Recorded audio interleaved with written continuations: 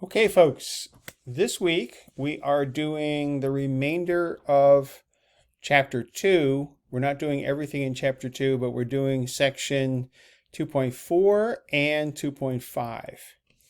2.4 is about something called the cross product. Cross product is a little complicated, so we're going to go through it step by step. Once you get the idea, it's not that bad, but the calculation is a little messy sometimes. So look on Blackboard, you will see the chapter 2 notes, which have been augmented with section 2.4 and 2.5.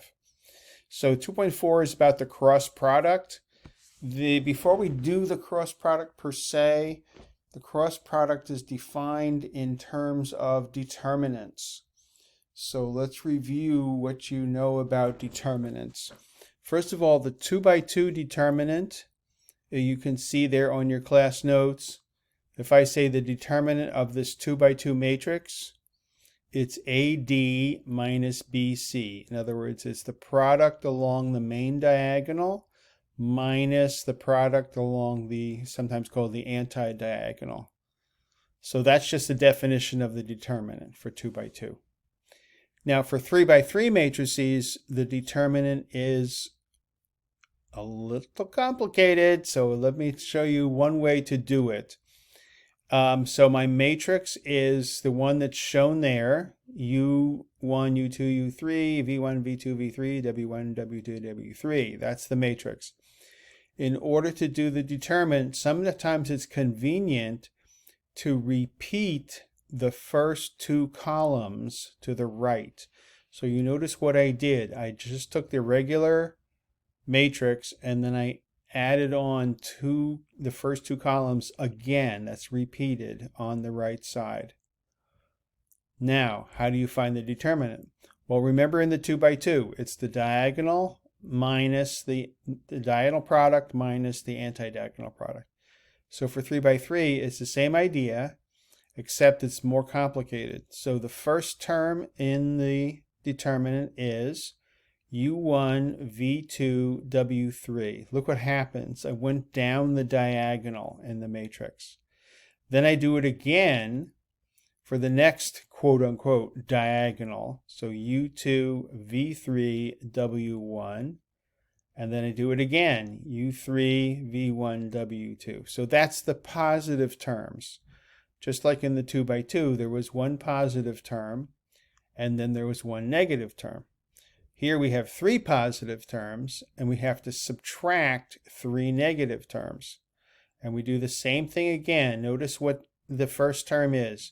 U3, V2, W1. That's the anti-diagonal, if you will. And then I do it again. U1, V3, W2. And then I do it again. U2, V1, W3. Okay, so that is one way to do the definition of the 3 by 3 determinant. Okay, so now let's get to the cross product. We'll see that that's useful later on. And by the way, that's not the only way to do it. There's another way to do it too. So now what we want to do is define the cross product of 2 vectors. So if the vectors are, this, by the way, this only works in 3-dimensional space. So if the first vector is U equals U1, U2, U3, V equals V1, V2, V3, then the cross product is defined as blah, blah, blah, blah, blah.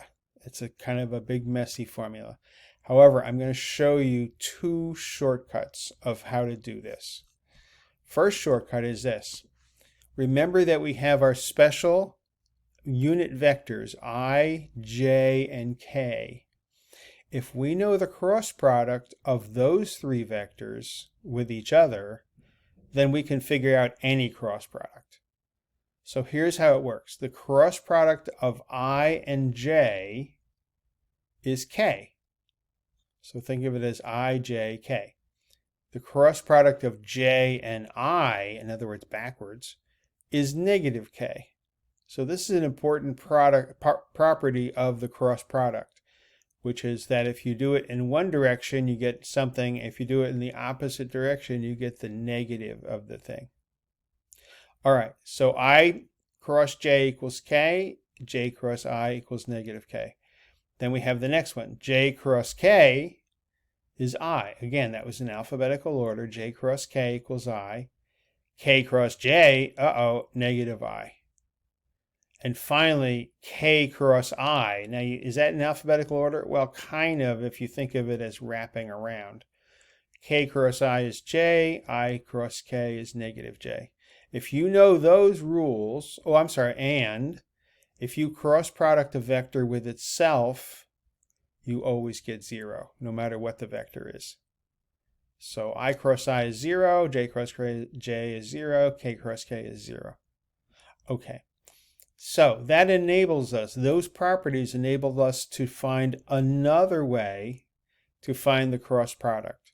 So the way you do it for cross product is, a way to do it for cross product for two vectors u and v.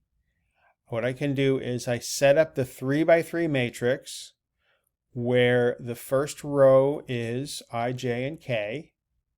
The second row is the vector u. The third row is the vector v. And then I find the determinant of that. Now, I gave you a very complicated way to find the determinant, but there's a simpler way to do it in this case. And that is the determinant of that specific 3 by 3 matrix can be expanded as something times I, something times j, something times k. Now, what is the something times I?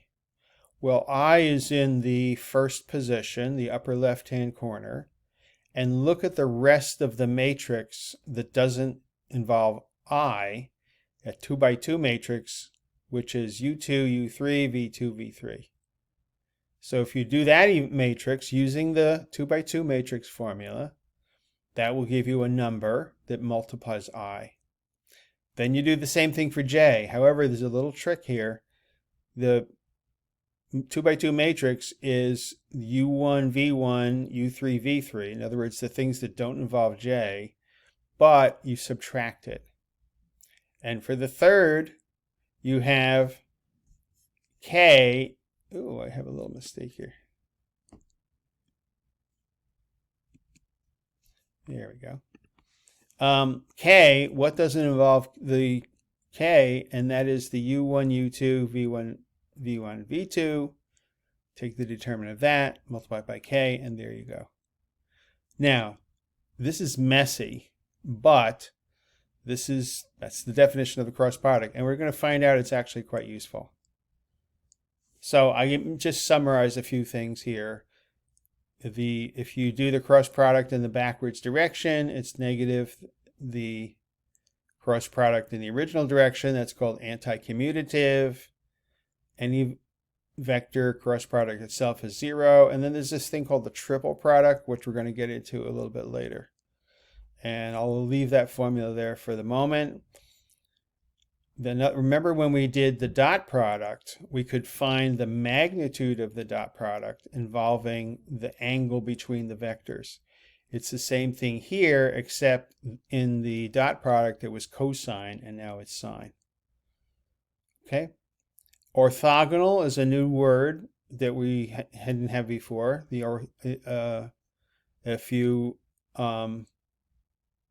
The cross product is orthogonal to both of the vectors, u and v, and that turns out to be very useful. The area of the parallelogram, we're not going to get into that. Volume of the parallelepiped, we're not going to get into that. Okay, so let's turn to the exercises. As usual, I bunch the exercises into groups, and I'm doing the first exercise within each group. So let's stop this video, and then I will do the exercises for chapter 2 in the next video.